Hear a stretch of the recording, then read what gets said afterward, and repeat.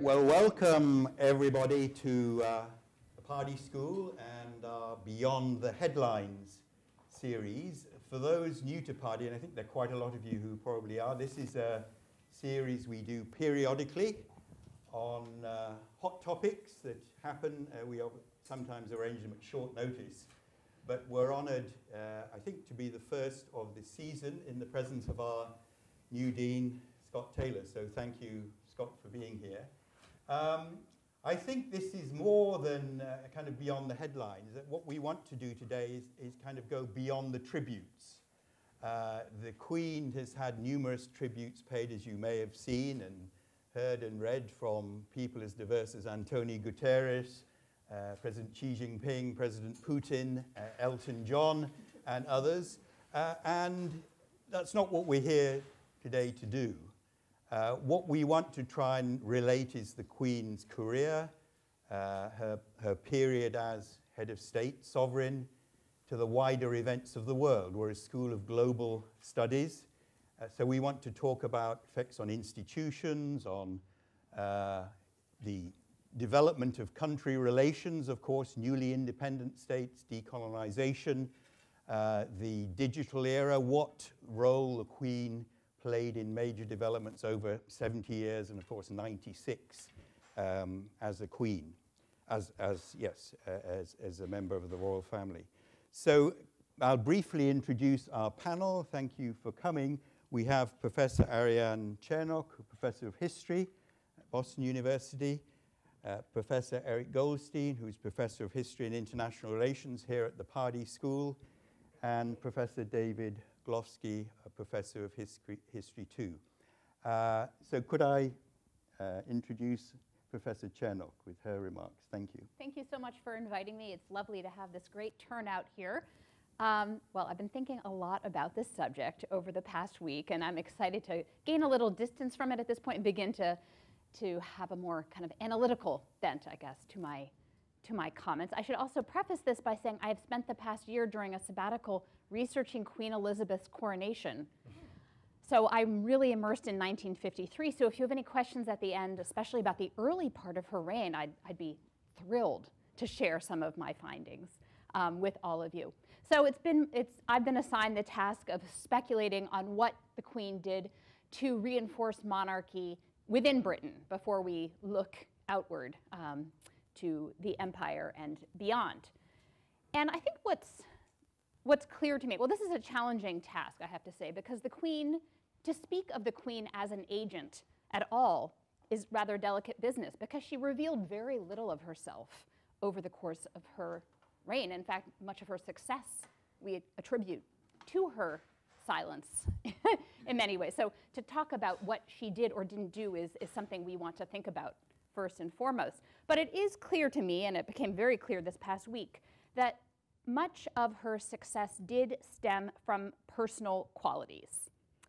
She's been cited again and again as someone who was incredibly dedicated to service, who was selfless in her actions, who persevered, who had a strong sensibility, firm grasp of her role as a constitutional monarch, really understood that position well, and did a very good job staying in her lane and not intervening, not interfering in the day-to-day operations of government. And within Britain, the constitutional monarchical model that it has established, that is the hallmark of a successful sovereign. So those are qualities that are very much Elizabeth's. But I think two factors played a really key role in her success in reinforcing her role and her stature that were entirely beyond her control. And I want us to think about that as well. The first factor there would be her longevity, right? That was beyond her control. I mean, she had good genes, right? But she lived to 96. She reigned for 70 years. We talk about this again and again. That's not something that she did, right? That just happened. And this past week, I've been struck by how many Britons think of Elizabeth as a touch point, a connection to the past, a source of comfort because of her ability to link generations in Britain. In fact, if you were looking at footage of the queue that formed to see her lying in state. David Beckham, of course, was famously on that queue. Why was he there? Because he said it's what his grandparents would have done. And I don't think we would hear someone say that, right, a famous footballer say that about every sovereign. So for him, it was a way of also thinking about his own family's past. We hear again and again this past week about the importance of 1940, the People's War in Britain, the fact that Elizabeth was a princess during that moment. She participated as an auto mechanic in the war. For many Britons, this is Britain's finest hour. And she was an immediate, very personal connection to that, well, some people say less complicated past. We can debate whether it is less complicated. The second factor that was entirely beyond her control, and this will be my final point, is that she was a woman. Now, I'm not trying to say women have it easier on the throne, but for the majority of the past 200 years, women have been on the throne when you factor in Victoria as well as Elizabeth. Through that process, whether intentionally or unintentionally, the monarchy in Britain has become a largely gendered institution. This is something I talk about a lot in my conversations with the media. In other words, many of the hallmarks of Elizabeth's reign we can discuss within a kind of feminized framework. The fact that she was a matriarch, motherly, that she was apolitical, or at least perceived as being apolitical, that she was emotional, sensitive. People talk about this. It's very much cast in these traditionally feminine or feminized terms. And this is, again, something that was entirely beyond her control. At the end of Victoria's reign, which I've thought a lot about as well, many political theorists, male political theorists at that time, said they'd wished that Britain would always have a female sovereign because they thought women were more pliable on the throne, more passive, and thus better suited to being constitutional monarchs. Now, I'm not saying anyone would actually come out and say that today, but I think implicitly that does shape some people's ideas about the sovereign and why it's a bit of an adjustment for Charles, or to think of this older man sitting on the throne. Now, I'm not trying to say because of her age and her gender that Charles is doomed. He's not, but he's going to have different challenges as a sovereign because he doesn't have that same generational tie that his mother had, and because we have to adjust now to a man being in this role that has become, I would say, largely feminized. I'll conclude by saying, though, that I think this is an opportunity, and let me just say briefly why. Now in Britain, we have a 47-year-old woman prime minister and a 73-year-old male king. Okay? This is a reversal often of what we kind of think of in terms of relationships between gender politics and power. And I invite all of us to think of this as an opportunity to think about power and politics more expansively, beyond gender, in ways that kind of challenge some of these received stereotypes and ideas about men and women's tendencies, right, or propensities. And so I'll be really curious to watch the next few years unfold in Britain as this reality kind of forces people to think beyond established norms and practices. So I'll conclude my comments there. Thank you very much, Professor Goldstein. And I'll pick up with that theme of constitutional monarchy and to sort of take an idea from a former colleague. Constitutional monarchy, and particularly in Britain, but constitutional monarchy generally, is a bit like the game of cricket. It looks bonkers, but it works. And that's actually one of the mysteries of it. Here, just to remind you, the Queen reigned, but she did not rule.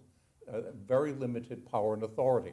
Again, just a reminder, in Britain, the role of head of state and head of government is divided between the monarch and the prime minister, unlike in the United States where the roles are combined, and therefore there's a sort of different dynamic that we sometimes forget. The Queen or the King has the right to be informed and consulted. That's sort of understood. And the Queen, I'll stick to Queen Elizabeth's reign, would sign or signify all legislation, but the monarchs in Britain don't really have a veto. They only have a theoretical veto. The last time they vetoed an act was in 1708, so I think that we can assume that's not active anymore. But the consultation role is where there's a significant role for the monarch. And as Erin was pointing out, it's idiosyncratic to the individual. There are particular characteristics that come, and often the longer you're there, you become the received memory of the job. You're the memory bank for experience. Queen Elizabeth's first prime minister was Winston Churchill. The prime minister briefs the monarch, the Queen, every week. It's usually on Wednesday evening for about an hour. You know, if you have a tutorial every week on what's happening in politics over 70 years, you pretty much know it. And if you started with Winston Churchill explaining things to you, you know, eventually you sort of tend to know a bit more even than the prime ministers you're briefing. And so many prime ministers said how much they benefited from the consultations with the Queen. And also because it's one of those few moments where the prime minister can really talk about something where the conversation isn't going to get out and it's going to be secure. You have somebody knowledgeable to talk to. Being the leader is a lonely job, and this was one secure place where it could happen. It's also been pointed out that Elizabeth, and I hope Paul will talk about this, was the world's most experienced diplomat. But in many ways, she was eventually probably the most knowledgeable person about politics. She becomes the counselor. All the prime ministers, for all of the facts that they disagreed on other things, would agree of the benefit of meeting her. Now, just one example, though, of how the Queen might have influenced things. There was a crisis in British politics just at the beginning of this summer. Boris Johnson's leadership was imploding underneath him. He was losing support of his own party in Parliament. It looked like he would possibly be toppled. He determined the evening that the crisis really hit that he was going to fight on. He was going to force the leadership issue. It happened to be Wednesday. He had to go off for his audience with the Queen. They did it by Zoom, as it happened on that occasion. You know, they had their hours meeting, and he came back looking a bit deflated, and he had decided to resign. We don't know what happened in that hour, we never will, but clearly something in that conversation, perhaps just the questions she asked him to elucidate what was happening, might have led to that conclusion. There was a role there of some sort that is, of course, one of those mysteries. All of the key cabinet members briefed the monarch, briefed the Queen, but also the heads of the military, every 6 months, the head of the intelligence services. She really was a receptacle of all of the knowledge of state. She doesn't need a security clearance. She was the ultimate authority. But also, just to point out, we were talking about her role in Britain, and since we did touch on this role, this is the role of global studies, global studies, she was a global monarch. At her death, she was the monarch of 14 countries. Now, her agents to do the job in those countries were governors general, and there were prime ministers in each of them, but she still was briefed all of the time by what was going on. So she had a role beyond just what was happening in London, and the Commonwealth, which she was a great advocate for, has actually had renewed life recently, with countries now seeking to join it.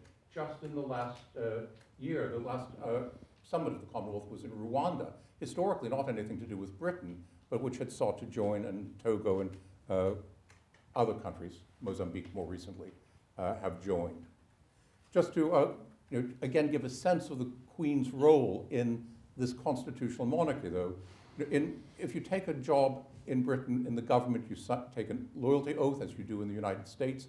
In Britain, it's to the Queen or King, heirs and successors. In the US, it's to the Constitution.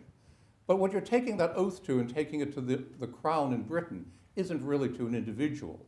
It's to the British Constitution and the values that are encapsulated there. And then just to remind you of one more of the mysteries of the British system. Britain has a constitution, but don't try to buy a copy of it. It's not written down. It's an unwritten constitution. So you have a country with a constitutional monarchy with an unwritten constitution.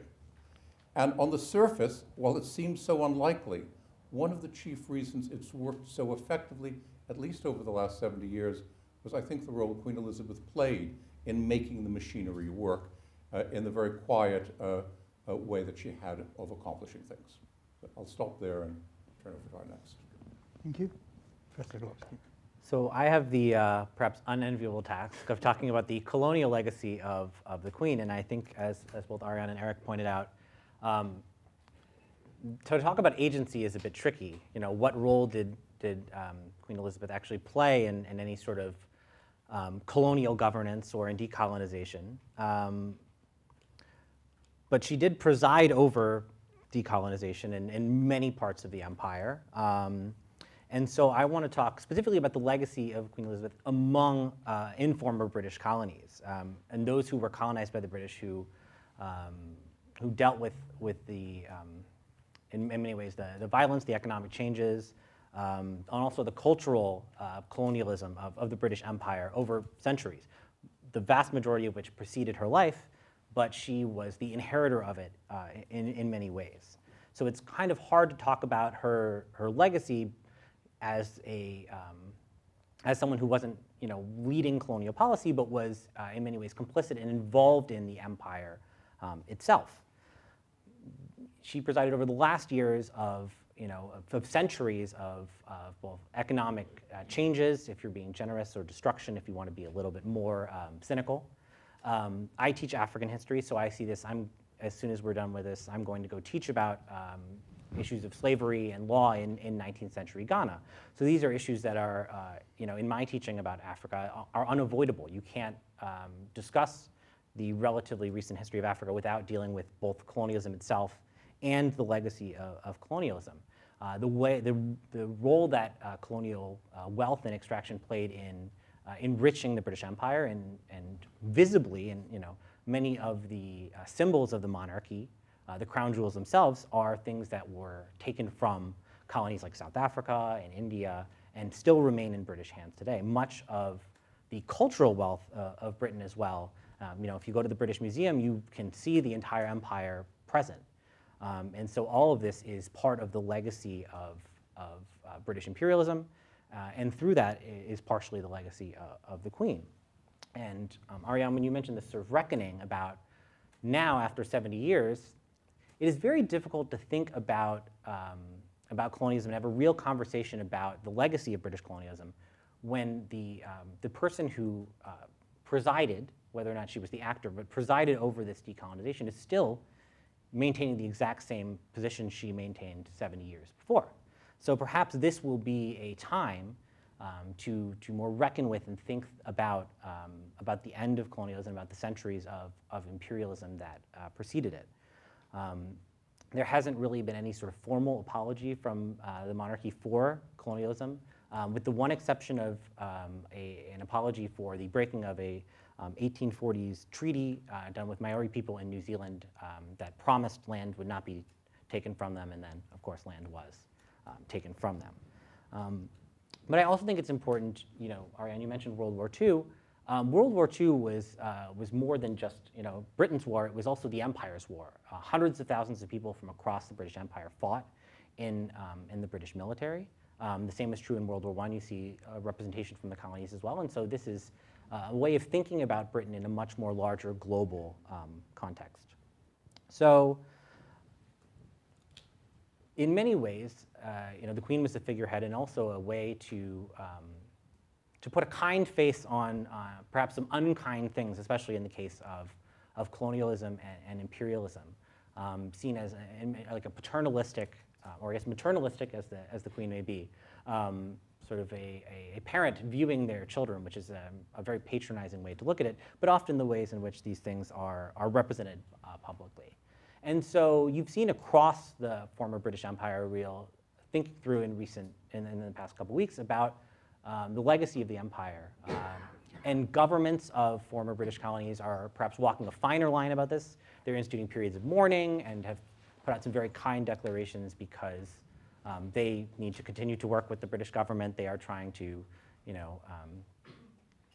to gain economically for their societies, and so they have to walk a finer line than perhaps most people are who don't necessarily see the relevance of the monarchy to their lives today. And I think you see different reactions in different places. In South Asia, and India, Pakistan, and Bangladesh, you cannot talk about the legacy of the Queen of the British Empire without talking about the legacy of the partition of South Asia into different states and the violence that came around that. In Britain's former Caribbean colonies, you really can't think about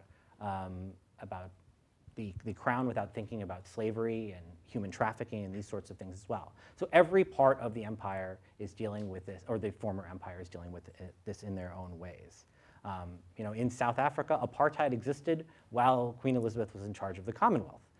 Now, she was not, the person who was implementing this policy, but she was certainly the figurehead during it. And so these are all things that we have to sort of think about. There are a lot of people who have fond memories of the Queen in various ways, and I'll just tell one brief anecdote and then sort of wrap up. So To give you an idea of how recent this is in many cases, the Queen and Prince Philip visited the Gambia in 1961. I do a lot of research in the Gambia. I've lived in the Gambia, and many people still remember this visit today. And in Gambia, as in many places in Africa, there are naming traditions about naming people. If someone's born during Ramadan, they get a particular name. If someone's born on a Monday, they might be named whatever the language in the area's name is for Monday. And so I've met many roughly 61-year-old people who are named Queen because they were born during the Queen's visit to Gambia. And now those people have people who've been named after them and after them. So when I was in Gambia in 2017, speaking with people, I met several babies who were named Queen because they were named after people who were born during Queen Elizabeth's visit to Gambia. And those people are still alive as well. And then lastly, I just wanted to mention that I think in many ways the colonial legacy you can see most clearly today in Britain is just the demographics of Britain are much different than they were when Queen Elizabeth was coronated. It represents the empire in a lot of ways, perhaps on unequal footing, but you can see a much more diverse Britain today, in large part because of this colonial legacy. And I'm looking forward to hearing questions. Okay, well, thank you all very much. Before we open up for questions, we'll have plenty of time. I'd just like to maybe supplement some of the remarks from the point of view of a former British diplomat, and my boss was Her Majesty. I didn't belong to Tony Blair's or Margaret Thatcher's diplomatic service. I belonged to Her Majesty's because, of course, she's the head of state. I did get the opportunity of observing her and talking to her a few times, talking with her. We did a state visit when I was in Portugal, which was 4 days of being with her and her husband and the entourage. We took her to many different places in Portugal, so it was, of course, a logistical challenge, to put it mildly. We also included, particularly discussed with her, we took her to a communist-run city in Portugal, so we wanted to show the diversity of her. Portugal happened to be one of the oldest, if not the oldest, ally of the Great Britain, dating from 1386, I think the Treaty of Windsor. But the Queen was very much concerned to show respect for different parts of Portuguese society, and of course giving 4 days, which would probably be unheard of for most world leaders today, to a country like Portugal was very much respected. So she was extremely interested in the world. And Eric mentioned the first Prime Minister was Winston Churchill. Winston Churchill's mother was American. Winston Churchill didn't win the Nobel Peace Prize. He won the Nobel Prize for Literature, and one of his major works was the history of the English-speaking peoples. It wasn't the history of Great Britain. So he, I think, instilled in her, if she didn't have it already, the global perspectives on the world. When she heard she was going to be Queen, she was in Kenya visiting. She'd spent 2 years living in Malta when her husband was in the Royal Navy. And so Churchill, I'm sure, was a great influence in how to work with the rest of the world. And of course, Churchill had been all around the places as a young man: Cuba, Sudan, South Africa. He'd fought in wars. So he gave her, I think, a great global perspective. Eric's mentioned the connections with the military. And of course, the Queen's legacy is not entirely personal. It's the family she's built up, the new generations, which is important for youth. Her husband fought in the Second World War, a naval officer. Her son, Prince Andrew, fought in the Falklands War, which happened to be when I was in Portugal. We met him coming up with the Royal Navy. Prince Harry has fought in Afghanistan. So the connections, the continuity with the military is very important. And I think genuinely she was interested in foreign leaders. She got to know a lot of them. Before she was Queen, she would probably be aware that people like Julius Nyerere were studying in the UK, Edinburgh University. Nehru, of course, studied at Harrow, the private school, prep school, and University of Cambridge. Indira Gandhi went to Oxford. Jomo Kenyatta, as well as studying in Moscow, studied in London.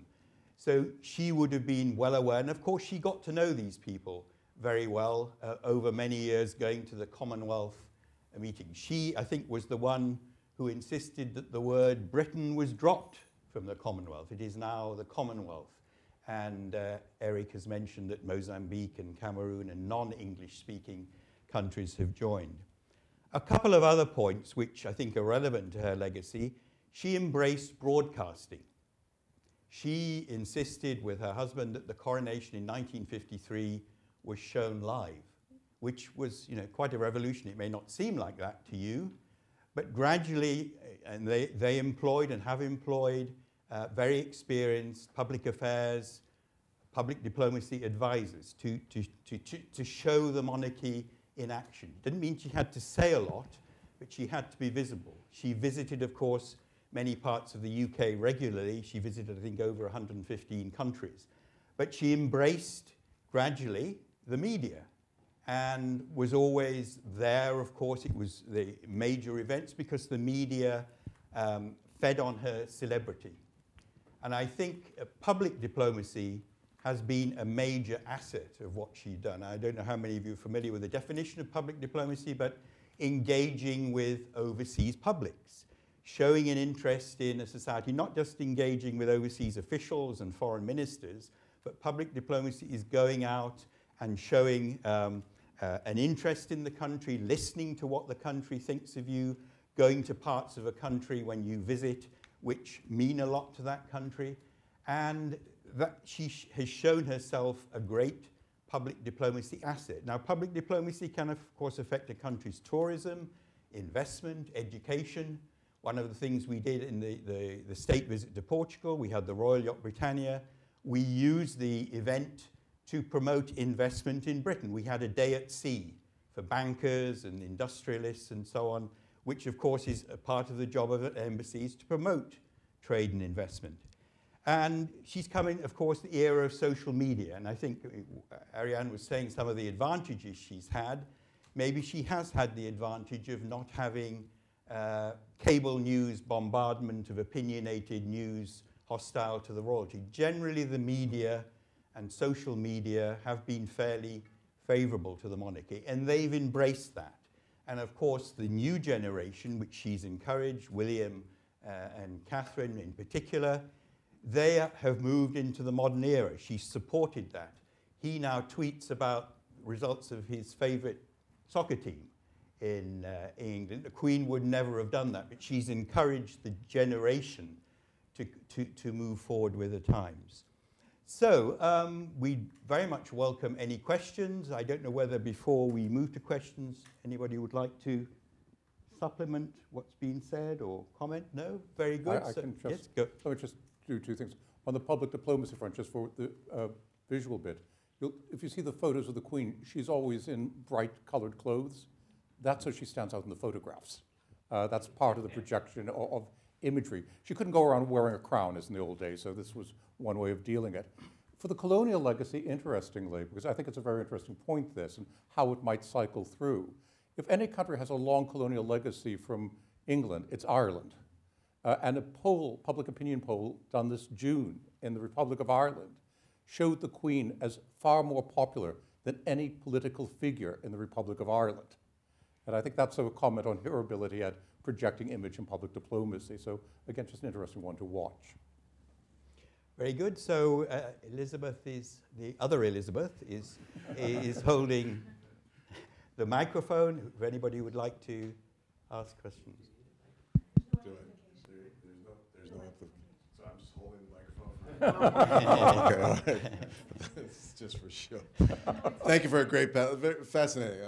Really, really fascinating stuff. But to the point that you just raised, Professor Goldstein, and to the point about the colonial history, what so much of it seems to be in terms of ties to the monarchy and an acceptance of Elizabeth as head of state in the remaining countries is personalized. It seems, I mean, that's certainly what we're hearing in the news, that this is very personalized, that it was out of respect for her. What happens, I mean, caused for some speculation on your part, but informed speculation about what happens now with some of these countries especially in the Caribbean, that have already been agitating for Republican status. And what are the implications of any kind of exodus at this point? The Canadians have already apparently said they're staying, but other than that, what happens next? Do you want to comment on? Sure. I mean, I'm hesitant to say there will be drastic change, but I certainly think, this process was already underway. Barbados left the Commonwealth quite recently. Jamaica is making a lot of noise about leaving the Commonwealth. I think particularly in the Caribbean, people are perhaps more predisposed to at least sever this one sort of official tie with Britain than others. I think for a lot of countries this is a very personal decision based on personal politics, based on who's in power at a given moment, who's interested in maintaining ties with, the symbolic elements of the Commonwealth are perhaps less important than the economic ties that it might encourage, and so for many countries this might be something they're not willing to risk. But I certainly think we're going to see at least the exodus of a few countries in the next several years. Some might kind of wait to feel it out. I'm a historian, so talking about the future is maybe not my level of comfort, but I think that some countries will probably try to wait and feel this out, and a couple might rush to get out. As a Pardee historian, I'll weigh in. I was just in Canada over the weekend, and you're right, they've decided not to. But again, politics is domestic. They don't want to get rid of the monarchy, partly because they're next to a big republic, so that makes them different. The other thing is it would open up the whole language question in Canada as to who becomes the head of state. And this way they have an informal arrangement to alternate the language background of the leader, and it's just not worth going there for the political leadership. In Australia and New Zealand, again dealing with the older elements of the empire, Australia probably is more likely to drift towards a republic, which probably means New Zealand, to be different, will go the other way. Again, it will be, and it has nothing to do with the monarchy, it has to do with their national identity. But also, just for the benefit of the audience, dropping the monarch as a monarch in the country, of which there are 14 now, doesn't mean leaving the Commonwealth. That was an arrangement, again, that Britain made earlier on, whereas you can stay in the Commonwealth and be a republic. So that's sort of useful. So you don't lose the ties. And it is an informal club, but it is a networking group, and it's apparently useful to some extent.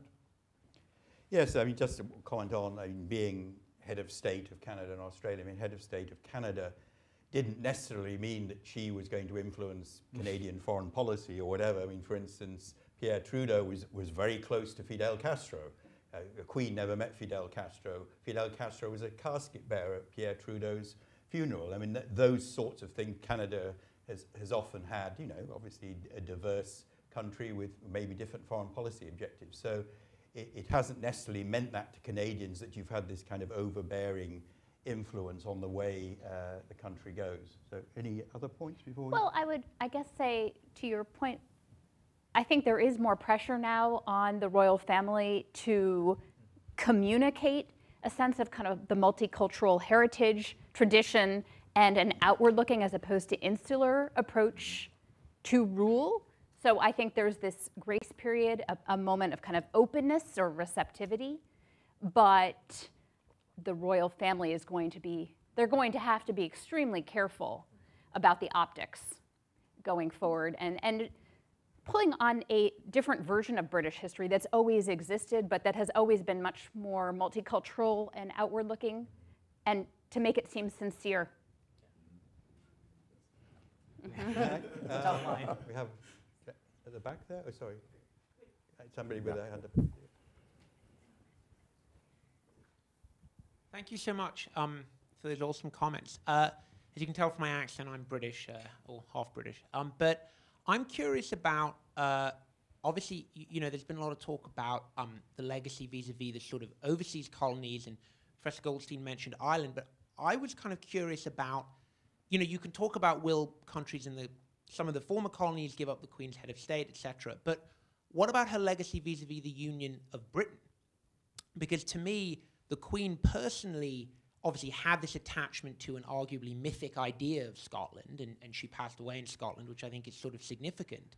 But I think there is some talk about how her death might affect the attachment of Scotland and Northern Ireland, certainly, perhaps not Wales. So I'm just curious about what you think her legacy was as a British, not just an English monarch, and if I can ask historians to speculate on the future, whether there is any likelihood of change within the Union as a result of King Charles's ascension. Thank you. I'll start at least.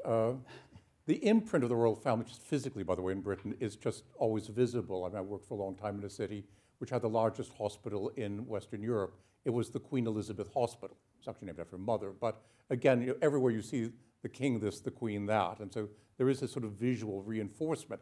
It's been done partly on purpose, obviously, to do this. And so you see it in Scotland as well. The Scottish Nationalist Party, which is by far the dominant political force in Scotland, committed to independence for Scotland and wants a referendum on Scottish independence again, since Brexit at least, to revisit that issue. They've been trying to sort of tiptoe around the issue of the monarchy, but in the end, the clue is in the name of the country, and I think that, you know, is a part of the question. It's the United Kingdom, and those are the two bits, and it's the kingdom bit that's relevant. The Scottish nationalists often defer in saying they can keep the monarchy, but they want their independence. So I think they're trying to avoid getting tied up in the Republican issue. Northern Ireland as a whole set of other, as always, difficult issues for Britain. Wales has been interesting because there was some pushback to the announcement of William being made Prince of Wales, saying, no, well, this was always an imposed title by the English conquerors.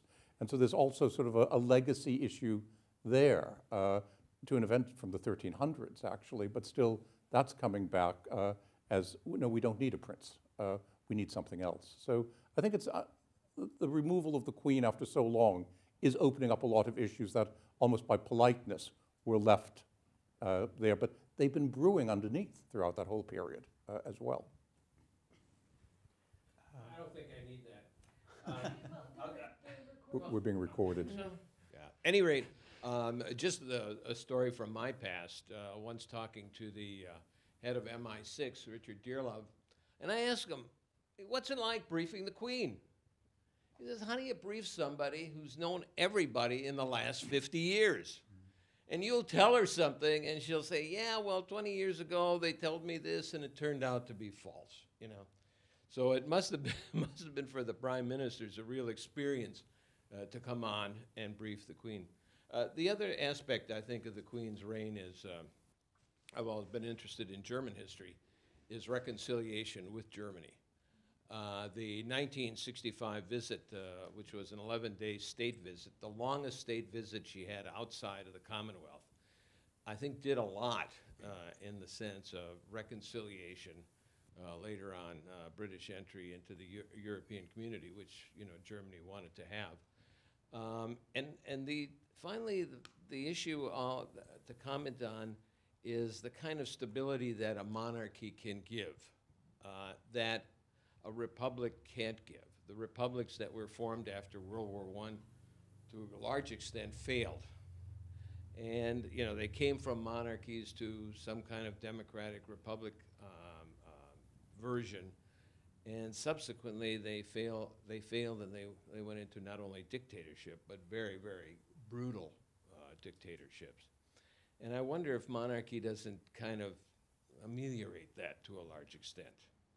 Finally, on the issue of gender, someone I knew had some experience with Queen Beatrix of Holland, who told me she's really smart. Okay. Yeah, I mean, just a comment on that too. I mean, clearly, in the context of history, there are these continuing family connections. I mean, you mentioned Germany. Kaiser Wilhelm II was the grandson of Queen Victoria. There's a fascinating picture of Queen Victoria at Balmoral with Tsar Nicholas II, with her great-great-granddaughter. So the granddaughter of Queen Victoria married Tsar Nicholas II. So the Russians are very well aware of the Romanov connections, and of course the Scandinavian monarchies. They were all at the funeral. The King of Spain is effectively her nephew. And of course, Gibraltar, we don't always see eye to eye on that. They were on the opposite side in the Falklands. They supported Argentina. So the family connections, and to some extent her reinforcement of monarchy as a viable institution, I think is a valid point. We've seen several rulers, emirs in the Gulf region, who've changed their titles to king in recent years, because to some extent she, I think, has made the profession of Queen and King, not maybe respectable is the wrong word, but at least acceptable in the modern era. And I think that perhaps is a relevant point to her legacy. I don't know whether you would agree, Ariane. I mean, we see that process you're describing already taking place under Queen Victoria, with sovereigns globally modeling themselves on her reign, which was seen as the most modern interpretation of monarchy for a post-revolutionary world. So I think that certainly continues. Very good. Any more questions? Every leader wanted to be photographed with the Queen. You know, they would go to great lengths to get that photo opportunity. Mm-hmm. Yes, I mean, she has, I mean, they've created, maybe it's just a feature of mass media attention, celebrity status, of course, for the family. I mean, it's not for her. Now, you can argue whether celebrity fame is justified. It is an astonishing fact to me, living here, to see all the American news channels, even Fox News, giving hours of live coverage to a country that they fought a war against and got rid of, over 200 years ago. And why is there that fascination? I mean, clearly there's respect for her, the way she's conducted herself, and the continuity of meeting 14 US presidents and so on, and her interest in the world. But I don't know what people think. Celebrity status, is that a big part of her legacy, or is it something deeper? Any opinions?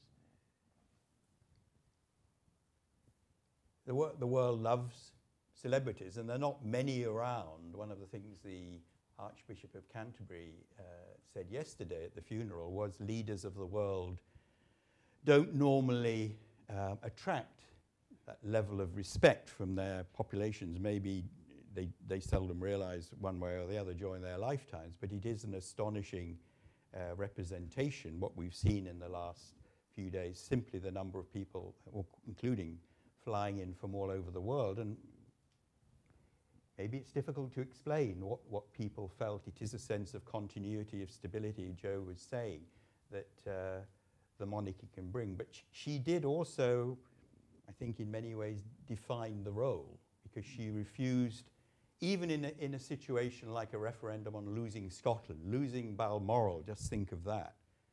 She didn't speak in public intentionally about that one way or the other. So that has been, again, a reflection. Yes, Elizabeth? One question I have concerns her, and I noticed this in all of the pomp around her passing, how religious it was and how prominent the Church of England was. And I think we can assume that Queen Elizabeth was a believer, and that she saw this as a sacred mission that she was somehow embodying, and that it was something about the duty that she felt that she had to her subjects. And I don't know about Prince Charles's religious commitments or the religious commitments of the younger generations, but I'm just wondering if we lose that glue, her faith, what happens to the monarchy? I mean, well, Charles has actually been quite public about this. He wants to be a defender of faith, not the faith. So he has pushed in a much more ecumenical direction. But that was not apparent yesterday. Mm. So that was her funeral, not his, right? So I think it was her imprint in the way that the service was conducted. And she organized it. Mm-hmm. She did the blueprint. It really was her funeral. That's right. It was her vision for her funeral. Yes. Yes, and King Charles has, I think, indicated, of course, he has spoken out frequently on issues. Perhaps he regretted some of the times he has spoken out. But he's spoken out forcefully on Ukraine. He's spoken out, of course, on climate issues for many years and been associated with that as a global issue. Now, will he may well change a lot of the strategies. Will he broadcast essentially once a year to the nation, or will he have some fireside chats? All these sorts of things is up, and clearly he wants to put his imprint on. He's 73 years of age, so You know, he may not have 70 years on the throne. So that's one issue for him. But so he will want to, as has been said, build on the past, but also maybe recognize that more modern things need to be done. He wants to be seen and to be visible. And to, of course, he went through a rocky time with the British public. I mean, he was way down in opinion polls, if you follow those sorts of things. So he has, to some extent, rebuild his own trust with the country. But it's an interesting legacy, too, that Liz Truss, of course, who came in just, it's hard to believe, 2 weeks ago, her cabinet includes Kwasi Kwarteng, who is from a Ghanaian family, brilliant academic record. We have a foreign secretary whose mother's from Sierra Leone. We have a home secretary who comes from a Goan Kenyan family. And that it clearly is, I think, fair to be part of the Queen's legacy as well.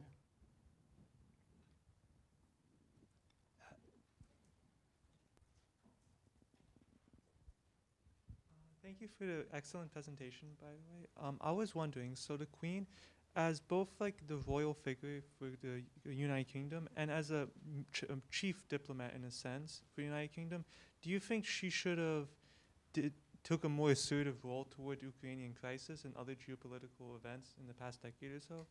Do you think that if she took a more proactive stance toward Putin and his build-up toward the Ukrainian crisis happening today, do you think it could have avoided the situation? Could the situation have progressed in a different way? What are your thoughts on this? The Queen had to follow the advice of her Prime Minister and her ministers. The old saying is, if the Queen was presented with her own death warrant by the cabinet, she would have to sign it. But the Queen would do symbolic things. So she appeared on a media with blue and yellow flowers around her. So she was signaling something. She would do things quietly that way, the way she was dressed or something. So she was indicating, and that was as far as really she could go politically. She was apolitical, but where she traveled to was, of course, guided by the government as well, and what they were thinking about at the time, and which visitors she received was also determined. Yes, I mean, we don't know to the extent to which she communicates directly with other heads of state. I mean, she would be entitled to. Other monarchs, of course, have private conversations. She, maintains, of course, social relations.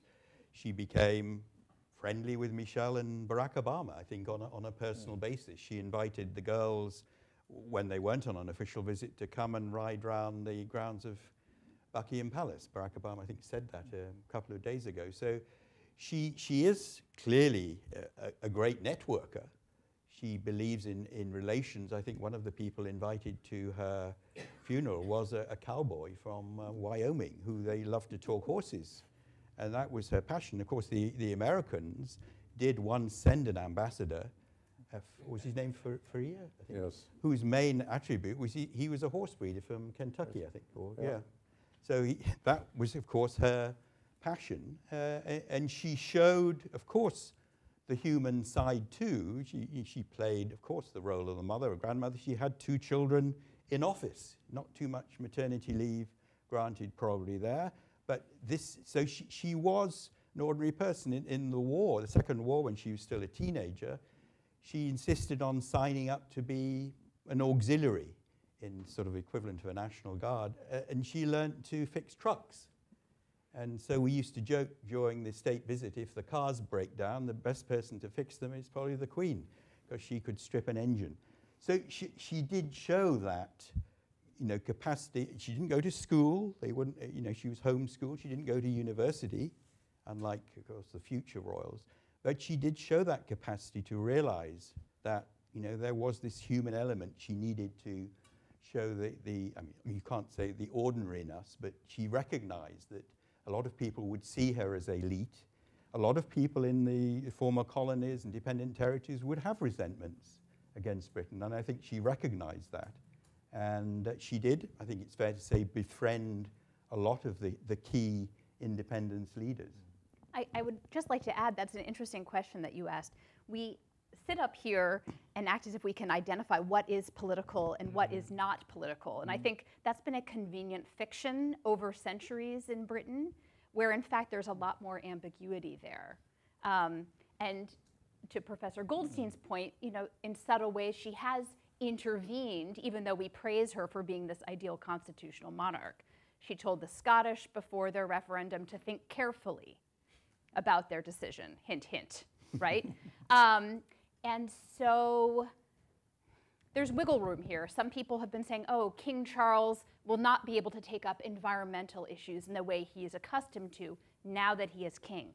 But who gets to decide that environmental justice is political as opposed to something else, right? So we are constantly inventing. It's a product in many ways of the unwritten nature of the Constitution that Professor Goldstein was talking about. This is an evolving constitution, an evolving contract. And when you have one person who's been in this role for 70 years, you start to think that whatever they have been doing is what that role is. Exactly. Yeah. And yeah, John? Yeah. Yes. I just wanted to get your reaction to an observation, right? In the area of gender, if you look at what you would consider stereotypical male attributes, the ability to shoot a gun, the ability to cast a fly so you can catch a fish, stripping an engine, absolute nerves of steel, to the point when you are riding horseback to your trooping of the color and someone fires a gun at you, you don't necessarily know that blanks are being fired, but you continue on with the ceremony, right? Those are all things that, like, that's good macho behavior, right? Son and grandson deployed to the war zones, no hesitation whatsoever, you know, endorsing that decision that they must go, right? So in many ways, it seems to me that Queen Elizabeth represents like one of the most macho characters that we've known in our lifetime. Or am I totally off base? I don't know if I'd call her the most macho, but I mean, certainly she is in that tradition of Queen Elizabeth I, who said she had the heart and stomach of a king, right? Even if the body of a woman. And I think that helped her quite a bit. I was thinking more about the role that she inhabited, why it makes some people perhaps uncomfortable to think of King Charles. I don't know if any of you have seen the play King Charles III, which speculates on the possibilities of Charles actually fulfilling the roles or requirements of a constitutional sovereign. Will he be willing to not get involved in political issues? Like, would he hold himself back in a way we never saw people publicly question about Elizabeth? I was thinking there more about the institution than the individual. The monarch in Britain is very much akin to the American, well, to date, First Lady. And we are, you know, there will be a First Gentleman at some point, but because that's kind of the division of power in Britain, I think we do tend to think of a lot of the ribbon-cutting ceremonies and the charity work as being stereotypically, I'm not endorsing this position, but more stereotypically tasks that women have historically pursued or would be more comfortable doing, even if Elizabeth herself, in these really important moments in her reign, has demonstrated a steely resolve, right, or unflappable quality, right? So any final questions before we round up our discussion today? Yes, go ahead. So as you mentioned that the Queen visited about 115 countries, if I remember correctly. So as you said, she was a great networker, but the British public itself was still speculative of Europe, and it is the rest of the world, as it has been for the last couple of centuries. With the change of the monarchy, do you think we might see a change in British attitudes towards the rest of Europe, Brexit, and all these like speculative aspects that the British people have had historically? Anybody like to address that change on Brexit? No. Yeah, I mean, it's, of course, she goes back with her connections with Europe, and we've talked about the monarchies, but she learnt French. I mean, she's been, I think she's visited, you were saying she's visited France more often than any other country? Yes. Is that right? So, I mean, she has certainly affection, interest in that area, but whether she thought the EU was, reducing Britain's sovereignty, I mean, who knows? But I mean, she's been, Churchill was a great proponent, of course, of European unity. I mean, he spoke in several speeches where he wanted the United States of Europe to come together. He was a great proponent of course, the Atlantic Charter between the US and UK, but he saw that Europe needed rebuild. So I would have thought that she saw the value of European unity clearly reflected through the EU, but I think as Eric says, it's very unlikely the monarchy would intrude on an issue like that. There's plenty of, you might say, blame to go around for how the decision was made, rightly or wrongly. It wasn't a very sensible move to have a referendum which could have been decided by 10 votes. I mean, for instance, when Montenegro separated from Serbia, they insisted, I think it was at least 55%. So there are all sorts of, perhaps, mistakes made in the whole process, and you know the legacy of Boris Johnson in achieving that. I just heard today that there's very unlikely to be a trade agreement, apparently, between the US and the UK, despite that was one of the things that Boris Johnson promised when Brexit would happen. So Brexit is still controversial, but I would very much doubt that the monarchy would get embroiled in it. Well, thank you all. Thank you very much to our panel. Thank you all for coming, and we hope to see you at future Beyond the Headlines events. Thank you all. Thank you. Thanks for having us. Thank you. We'll have to talk